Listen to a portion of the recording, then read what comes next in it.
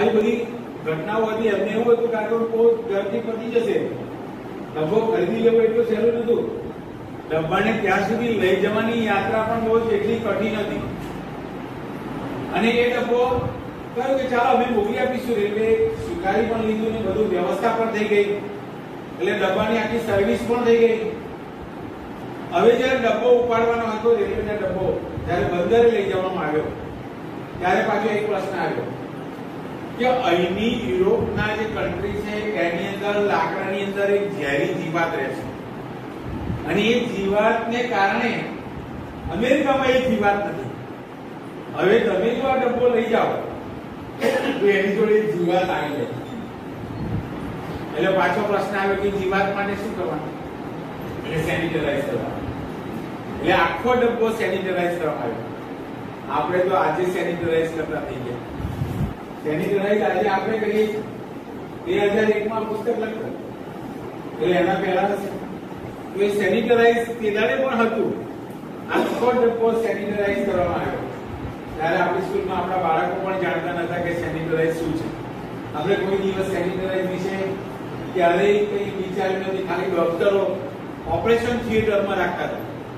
Operation થિયેટરમાં તે પણ એમાં મોટા ભાગે સ્ક્રીન ને વગેરે. તો હવે એને આખો ડબ્બો સેનિટરાઇઝ કરાયો. હવે ત્યાંથી બાલ્ટીમોર કરીને બંદર છે સામે કિનારે, એ બાલ્ટીમોર બંદરે એને લઈ જવાનું. લગભગ અઠવાડિયું 7 દિવસ તો જાય જહાજને લઈ જવાનું ડબ્બાને. એને કહ્યું કે કોઈ ચિંતા ના કરો, આ ડબ્બાને આમની જીવની માફક લઈ જઈશું, ચિંતા કરીને. અને ડબ્બાને કઈ જ નુકસાન નહીં થવા દઈએ, કારણ કે સડો ડબ્બો થઈને તો આ ડબ્બાની બહુ ચિંતા. આ બાજુ બીટવેલના લોકોને પણ આ ડબ્બાની બહુ ચિંતા કે ભાઈ ડબ્બો નું મહત્વ કેટલું બધું છે. એટલે એમણે કીધું કે કઈ ચિંતા નહીં, અમે સમયસર પહોંચાડી આપીશું. ડબ્બો બંદરેથી રવાના થયો, અને લગભગ થોડું બાકી હશે ને વચ્ચે એક ઝોપું આવ્યું દરિયાનું, અને એની અંદર જહાજ ચાલતું બંધ થઈ ગયું. જહાજ ચાલતું બંધ થઈ જાય ત્યારે પાછું ટેન્શન કે હવે ડબ્બો ત્યાં પહોંચશે કે નહીં પહોંચે. બરાબર છે. એન્જિનિયરો કામે લાગી ગયા. એમાં કોઈ પંપ તૂટી ગયો હતો જહાજનો, અને એને કારણે એ જહાજ તરતું થઈ ગયેલું પણ આગળ ચાલતું નતું, કારણ કે એનું એન્જિન તો બંધ થઈ ગયું. લગભગ 24 કલાક સુધી મથામણ કરીને મહેનત કરીને પાછું એ એન્જિન ચાલુ તો કરી દીધું. એન્જિન ચાલુ કરીને પાછા નજીક આવ્યા તો પાછું ઇન્સ્પેક્ટરો, એટલે આખું જ ચેક થાય કે ભાઈ તમે તો બીજા દેશમાંથી લઈને આવ્યા છો ને આ દેશમાં લાવો તો પછી એનું ઇન્સ્પેક્શન તો કરવું પડે. પણ એ ઇન્સ્પેક્શનમાં જોયું કે ભાઈ ડબ્બો છે, અને પાછું ચિલ્ડ્રન હોલોકાસ્ટ મ્યુઝિયમ થતો. બસ આટલું બોર્ડ જોયા પછી કશું પૂછ્યું નહીં પોલીસ વાળા, લઈ જાઓ. હવે આ ડબ્બો ત્યાંથી રેલવેના પર ચડાવીને ત્યાંથી ચાટાકુના કરીને જે શહેર છે નજીકનું, એ શહેર સુધી બંદરેથી ડબ્બો લાવવામાં આવ્યો. હવે વાત પહોંચી ગઈ બધાને, આખા ગામમાં પ્રસરી ગઈ વાત કે આપણે ડબ્બો આવી ગયો છે, ડબ્બો આવી ગયો છે. એટલે લોકોને એવી થાય કે ડબ્બો ક્યાં છે, રેલવેનો ડબ્બો ક્યાં છે. રેલવેનો ડબ્બો જોવાની જિજ્ઞાસા કેટલી બધી છે. એટલે કહ્યું કે હજુ ચાટાકુના છે, હવે અહીં આવશે. એટલે આ આવશે તો કેવી રીતે આવશે? હવે ત્યાંથી તો વચ્ચે રેલવે કોઈ કનેક્શન છે નહીં, એટલે ટ્રકની જોડે બાંધીને એને લાવવામાં આવે છે. અને આ ડબ્બો જ્યારે ત્યાંથી મોકલ્યો ત્યારે પણ એમની એક માલગાડી હતી, એ માલગાડીની સાથે આ ડબ્બાને જોઈન્ટ કર્યો ને એની પાછળ બીજો એક ડબ્બો જોઈન્ટ કરેલો કે જેથી કરીને આ ડબ્બાને કોઈ નુકસાન ન થાય. જ્યારે જર્મનીમાં ડબ્બો રવાના કરેલો ત્યારે હવે આ ડબ્બો અહીં લાવવાનો. હવે તો 1600 માણસ, નજર ક્યાં? સ્કૂલ તરફ. એટલે બધાને એમ થયું કે આપણે ડબ્બો જોવા જઈએ. છોકરાઓ પણ સાયકલ લઈને, ક્યાંક સ્કેટિંગના બૂટ પહેરીને બધા સ્કૂલે પહોંચવા લાગ્યા કે હવે ડબ્બો આવી રહ્યો છે, ડબ્બો આવી રહ્યો છે. તો ગામ લોકોએ કીધું કે આપણે શું સેવા કરીએ? સેવા તો ઘણી બધી છે. ડબ્બો લાવવા માટે પાટા ગોઠવવા પડશે, તો રેલવેના પાટા ગોઠવવાનું કામ થયું. એ જગ્યાએ જ્યાં મૂકવાનો છે ડબ્બો, એ જગ્યા નક્કી થઈ. ત્યાં ઘાસ ને બધું હતું, સાફ સફાઈનું કામ થયું. આપણે એક સરસ પાર્ક પણ બનાવી દીધો આજુબાજુ, કારણ કે મ્યુઝિયમ બનવાનું છે એટલે આજુબાજુ એક સરસ પાર્ક પણ બધાએ બનાવ્યો અને બધા લોકો ઓતપ્રોત થઈને અંદર જોડાયા છે કે ભાઈ આ ડબ્બો આપવાનો છે. એમ કરતા કરતા ડબ્બો હવે ત્યાં સુધી વિટવેલના સ્કૂલ શાળા સુધી હવે ડબ્બો આવવા લાગ્યો એટલે બધા જોઈ રહ્યા છે કે ટ્રકની પાછળ વાગીને આ રેલવેનો ડબ્બો આવેલો છે. એ ડબ્બાને બધા છોકરાઓ પણ જોવે છે, બધા જોવે છે અને ડબ્બાને પછી રેલવેના પાટા પર સેટ કરીને જ્યાં મ્યુઝિયમ બનાવવાનું છે જે જગ્યા ત્યાં લઈ જવામાં આવે છે અને બહાર ને આજે બધું સેટ કરવામાં છે. હવે ડબ્બો તો બધા જોઈને ગામના લોકો પણ બહુ ખુશ થઈ ગયા. સોડર દંપતીને પણ બોલાવી લીધા અને ગામના લોકો 1600 જણા. હવે એનો સમારંભ પણ થવાનો. તો પહેલા તો અંદર ક્લિપો મૂકવાની એટલે એક બાળક ઉભો થયો અને ડબ્બીઓમાં ગણીને લઈ આવ્યો કે આ 1600 ક્લિપ છે. આ 1600 ક્લિપ કોની? વિદ્યાલ ગામના 1600 લોકોની 1600 ક્લિપ પહેલા મૂકો. જો બાળકની અંદર એવી જિજ્ઞાસા આવી. તમે વિચાર કરો કે વાલીઓએ જ્યારે પત્રો વાંચ્યા છે 20,000 પત્રો અને જ્યારે આ બધા પત્રો સાંભળ્યા છે, ચર્ચાઓ થઈ હશે, ત્યારે એના હૃદયની અંદર કેટલો બધો શોકાતુર હશે, કેટલી બધી લાગણીઓ જન્મી હશે કે આટલા બધા લોકોને યહૂદીઓને નાઝીઓએ શા માટે મારી નાખ્યા અને એ લોકો માટે જે ધિક્કાર નફરત જે હતી આપણે આ ક્લિપો દ્વારા હવે ફરી આ ઇતિહાસનું પુનરાવર્તન નથી થવા દેવું. આ ઇતિહાસનું આપણે ફરી પુનરાવર્તન થવા દેવું નથી અને એટલે લોકોમાં પ્રેમ, સહિષ્ણુતા અને હિંસા ન થાય પણ લાગણીઓ થાય એના માટે જેમ ગાંધીજીએ પણ કયા પ્રયોગ વાપરેલો? અહિંસા. તો એ અહિંસા, સહિષ્ણુતા આ બધી વસ્તુઓ ભાવ પ્રગટે અને એટલા માટે આ હતું ને આ ડબ્બો આ લાવવાનું કારણની પાછળ એક જ હતું કે હવે ફરી આવું થાય નહીં અને એની યાદ અપાવવા માટે આ સ્મારક બનાવેલું. અને જે લોકો મોકલતા હતા જ્યારે ક્લિપો એમાં ઘણા બધા પત્રો પણ લખ્યા છે. એક લેનાએ પત્ર લખ્યો છે, બીજાએ લખ્યો છે. એ વખતે 4 મહેમાનો આવેલા સ્કૂલ માટે, બધા 70 વર્ષની ઉપરના હતા. એક ઓસ્ટ્રેલિયાનો હતો, એક નોર્વેજિયનનો હતો અને એવા 4 મહેમાનો હતા કે જેમને ને એમ થયું કે આ સ્મારકનું ઓપનિંગ પણ અમે જોઈએ અને ઓપનિંગ કરીએ છીએ તો સ્મારકની અંદર આ બધું જોવાનું મળશે. અને એમણે પણ કહ્યું કે અમે પણ આ યહૂદીઓને જ્યારે મારી નાખ્યા ત્યારે અમે પણ આમાંથી બચી ગયા. એક છોકરીએ એવો પત્ર લખેલો કે પત્રની અંદર કહ્યું કે મારા પિતાશ્રીને જ્યારે કોન્સન્ટ્રેશન કેમ્પમાં હતા ત્યારે એક યહૂદીએ એને એક પુસ્તક આપેલું, પ્રાર્થનાનું પુસ્તક, અને એને કહ્યું કે આ પુસ્તક તમે સાચવજો. જો હું ત્યાં મરી ગયો તો પાછો નહીં આવું, જો પાછો આવ્યો તો હું તમારી પાસેથી આ પુસ્તક લઈ જઈશ. આ પુસ્તક જો હું મરી ગયો તો પાછો નહીં આવું, પણ મરી ન ગયો ને બચી ગયો તો પાછો આવીને તમારી પાસે પુસ્તક લઈ જઈશ. તમે આ પુસ્તકને સાચવજો. અને એને કહ્યું કે એક મરી ગયો પાછો તો નહીં આવ્યો, પણ એ પુસ્તકની સાથે સાથે એની યાદમાં જે વસ્તુ હતી એ મોકલી. પણ હવે પ્રશ્ન એવો આવ્યો કે 60 લાખ યહૂદીઓ મરી ગયા એટલું નથી, ક્લિપો આવી 3 કરોડ. તો આપણે 60 લાખથી વધારાની ક્લિપોને શું કરશું? 60 લાખથી વધારાની ક્લિપોને શું કરશું? તો કે એવું નથી, બીજા 5 મિલિયન એટલે 50 લાખ યહૂદીઓ સિવાયના લોકો પણ આની અંદર મરી ગયા છે. યહૂદીઓ સિવાયના લોકો પણ હમણાં આપણે કોરોના જોવો છે, સેમ પોઝિશન છે. યહૂદીઓના જેવી જ કોરોનાની અંદર પોઝિશન છે. અહીંયા પણ આપણને બધાને અત્યારે કોરોનાનો ભય ઓછો થતો જાય છે. શાળાઓ ખુલે એની વાલીઓની ચિંતા છે, આપણને ચિંતા છે. પણ જેને કોરોના થયો છે એને પૂછી લો અને એના અનુભવના પત્રો મંગાવો તો ખબર પડે કે શું પરિસ્થિતિ છે. જેને થયો છે ખરેખર અને ઘણા એનો કેટલો ગેરલાભ ઉઠાવે છે તે પણ અત્યારે સેમ જ વસ્તુ છે. પેલા યહૂદીઓને મારી નાખેલા અહીંયા દુનિયાના લોકોને મારી નાખ્યા. હું એકવાર હોલેન્ડ ગયો અને હોલેન્ડની અંદર એક મ્યુઝિયમ હતું. મેં બધાને ઘણા વિડીયો ક્લિપ તે વખતે હોલેન્ડની મોકલેલી. એની અંદર મેં એક આખું પિક્ચર જોયું કે એ હોલેન્ડના લોકો ઉપર જે સામે હુમલાઓ થયા અને જે મારવામાં આવ્યા એવી પરિસ્થિતિમાં કે આખું હોલેન્ડ ખલાસ કરાય, પણ એની સામે મજબૂતાઈ પકડીને હોલેન્ડના લોકોએ ફરી વિજય પ્રાપ્ત કરીને પાછું હોલેન્ડને એનું જોરદાર એરપોર્ટ, રેલવે સ્ટેશન, બીજું બધું ઘણું બધું ફટાફટ ડેવલપ કરી દીધું. તો એ લોકોની જે તાકાત હતી એ બતાવી છે એમાં. અને હોલેન્ડની અંદર આ વસ્તુ હતી. પણ અત્યારે તમે વાત કરો તો હમણાં ભાવનગરનો એક કિસ્સો આવ્યો કે એક વાલીને એટલે એક ભાઈને હોસ્પિટલમાં દાખલ કરેલા કોરોનામાં.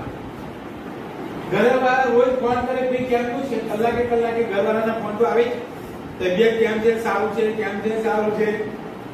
પણ એટલે એને ફોન કર્યો કે ભાઈ મને તો બધું સારું છે ને હવે તો હું કકડધજ છું અને લગભગ 1-2 દિવસમાં મને રજા મળી જશે, હવે મને કશું થવાનું નથી. આવો છેલ્લો ફોન ઘરવાળાએ સાંભળ્યો અને 2-3 કલાક પછી ફોન કર્યો તો ફોન ના લાગ્યો. વારંવાર ટ્રાય કર્યો, ફોન લાગતો નથી. એટલે છોકરાએ ડોક્ટરને ફોન કર્યો કે ભાઈ આ શું પોઝિશન છે, ફોન નથી ઉઠાવતા, જુઓ તો ખરા. એમણે કીધું કે એ તો ગુજરી ગયા. ઘરવાળાને માન્યામાં નહીં આવતું.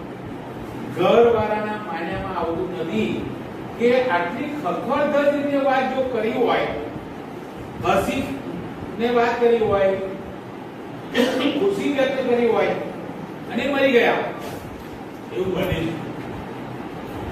એટલે એમણે પછી તો લાશ આપી, લઈ આવે લાશ, પણ એમ માનવામાં આવતું નતું કે આવું મરી જાય. લાશ લઈ આવ્યા એટલે એમણે આપવાની ના પડે કે કોરોનામાં છે એટલે તમને લાશ નહીં આપીએ, કોરોના છે એટલે લાશ નહીં આપીએ. એટલે જીત કરી કે જે થવાનું જાય એમને લાશ આપે.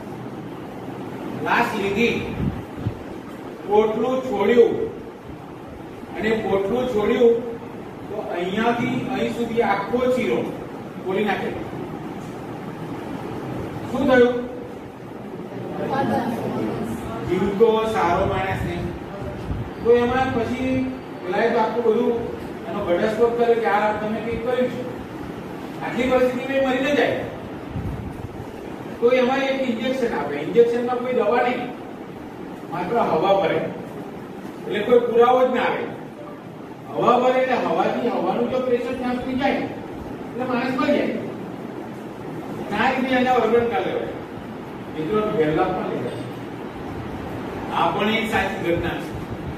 કોરોનાનો સાચો લાભ કોણ લઈ રહ્યું છે એ કહેવું પણ હવે મુશ્કેલ છે. સાચું છે ને ખોટું છે. એટલે ઘણા લોકો સાચી પરિસ્થિતિમાં પણ બીમાર છે. તો આવી રીતે 50 લાખ યહૂદીઓ મરી ગયા છે અને 50 લાખ યહૂદીઓ મરી ગયા. તો એના માટે પણ આપણે આ તરીકો છે. અને એક જે વાત થઈ, બધાના વાત સમજાવવામાં આવી અને હવે હોલોકાસ્ટનું મ્યુઝિયમને લોકાર્પણ કરવાનો દિવસ આવી ગયો. અંદર કલર થઈ ગયો, બધું ગોઠવણી થઈ ગઈ, બધું સરસ રીતે.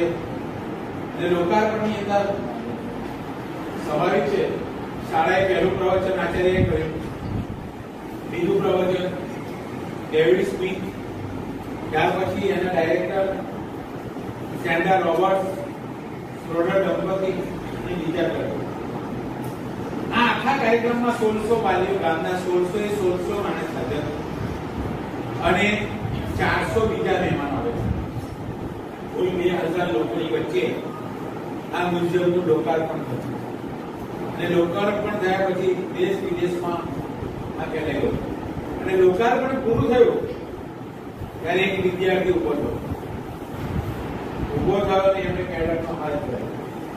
હાથ જોડીને છોકરાએ હાથ ઊંચો કર્યો. મેડમ, આપણે દુનિયાને બતાવી દીધું ને.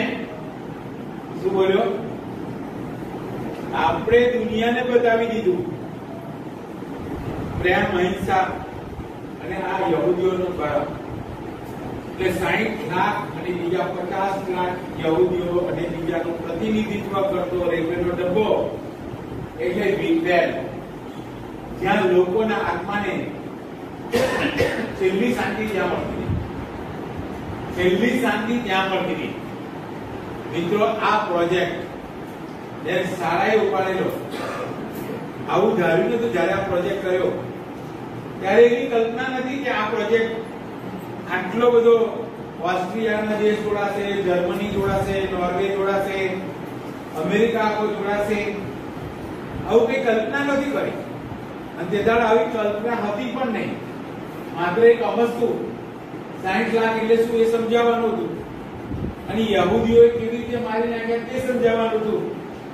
અને એમાંથી આટલો પ્રોજેક્ટ વિશાળ પાયા પર, આ શાળાનો પ્રોજેક્ટ, જ્યાં કોઈ જાતિ વસ્તી નથી, જ્યાં કોઈ મોટું જોડાણ નથી, હા તે દિવસે પણ ઇન્ટરનેટનો લોકો ઉપયોગ કરતા હતા.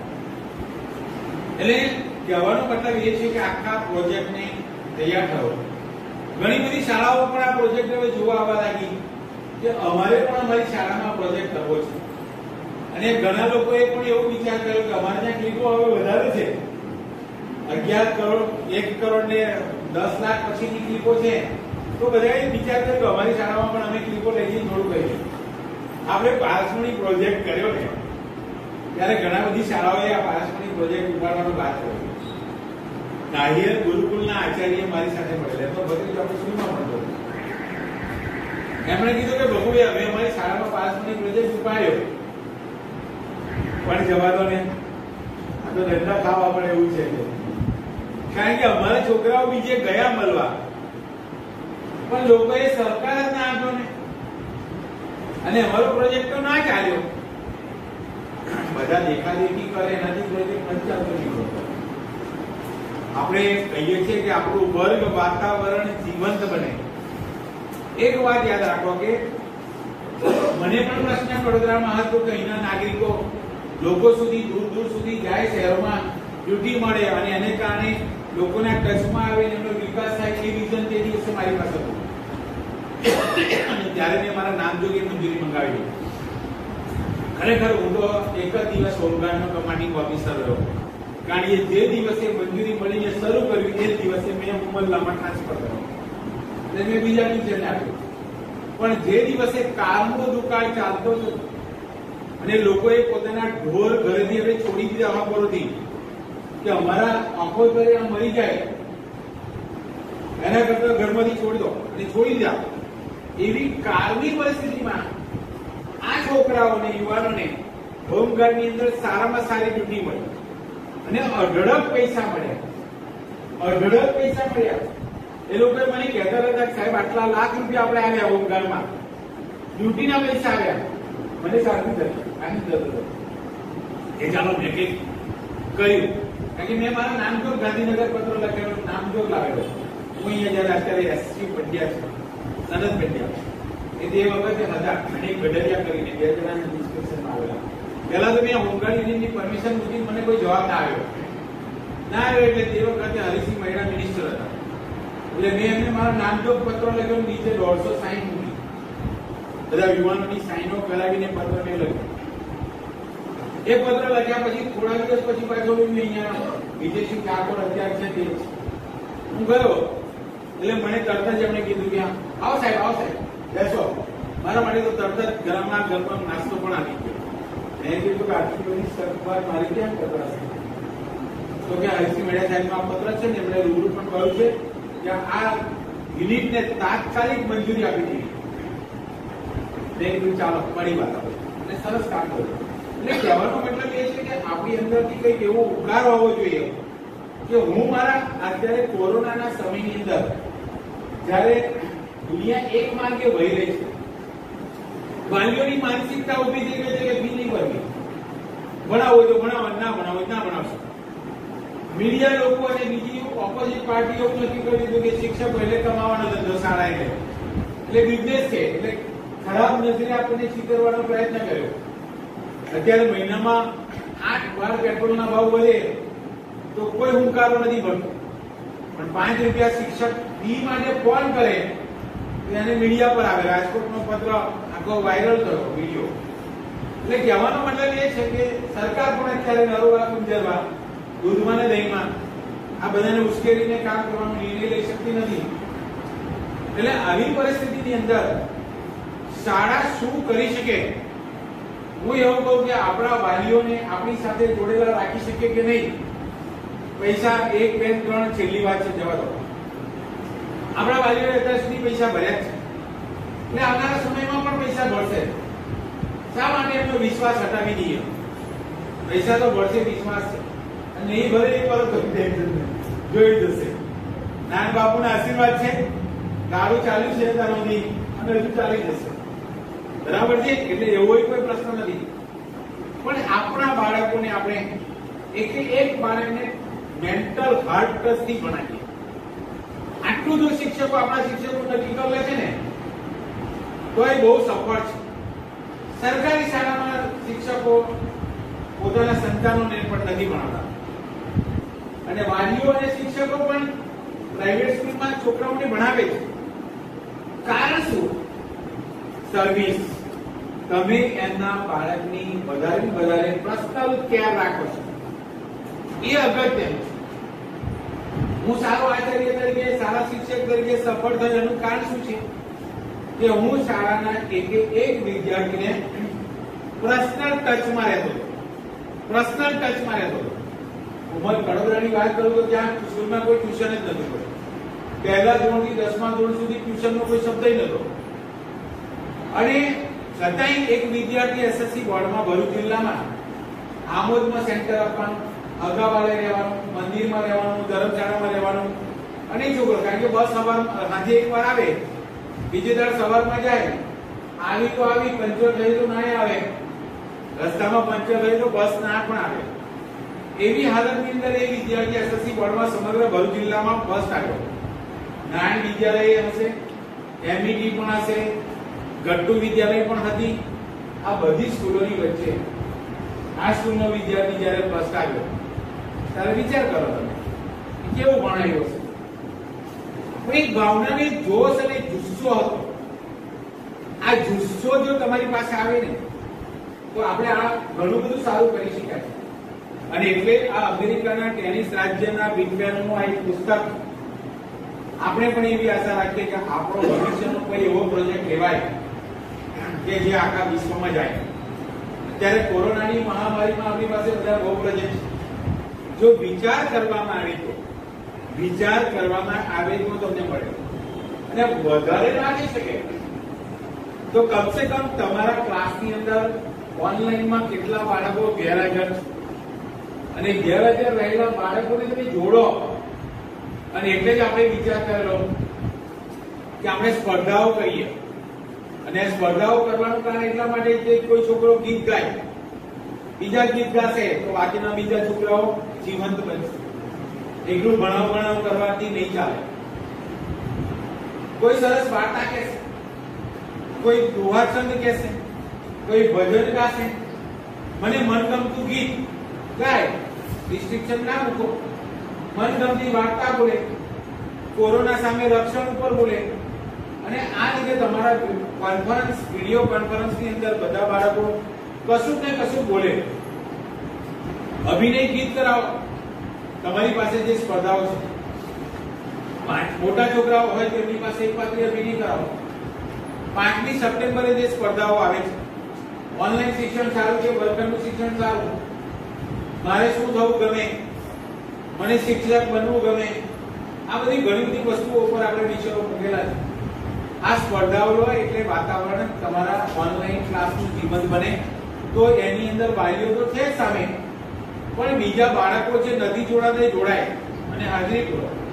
હું એવું કહું કે તમારા વર્ગના 100% બાળકો તમારા ઓનલાઈન ક્લાસમાં જોડાય, અને તમારા ઓનલાઈન ક્લાસ એકદમ અઠવાડિયામાં 4 ક્લાસ લો, વધારે ના લો. અથવા તો જે ક્લાસમાં પીરિયડ હોય એમાં રોજ એક પહેલો. ઘરે સગવડ ના હોય તો અહીંયા આવીને કરો, કારણ કે ઘરે ઘણા શાક સમારતા ક્લાસ ચલાવે, ઘણા છોકરું રડતું હોય છોનું રાખતા જાય, ભણાવતા જાય. તો મેં જોયું છે, મારે ધ્યાન પર આવ્યું છે, એટલે તમને કહીએ છીએ કે ઘરમાં એની સાથે જીવ ના જોઈન ના કરતો હોય તો તમે અહીંયા આવો, તમારો ક્લાસ લો અને જાઓ તમારી રીતે. એટલે તમે અહીંયા આગળ તમને ઇન્ટરનેટ પણ છે, તમારા ઘરે પણ છે, પણ છતાં તમે એનો લાભ લો અને એ રીતે તમે. અને બીજી વાત એવી છે કે અમે વિઘ્નેશભાઈ જોડે વાત કરેલી કે આ વખતે તમે ગઈ સાલ પહેલા ધોરણનો અંદર એક પ્રોજેક્ટ કરેલો તમે કલ્ચર પ્રોગ્રામ. એ બાળકો અત્યારે બીજા ધોરણમાં આવ્યા છે, તો બીજા ધોરણના ક્લાસમાં એની મૂકી દો ઘણી. તમને શું થશે? બાળકો ઉત્સાહ વધશે.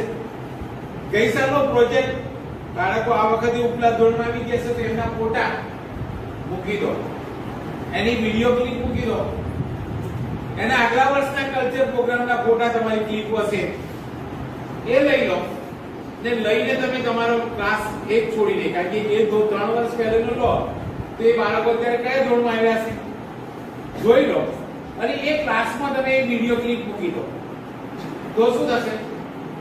એમની જૂની યાદો તાજી થશે. જૂની યાદો તાજી થશે એટલે વર્ગ વાતાવરણ જીવંત બનશે.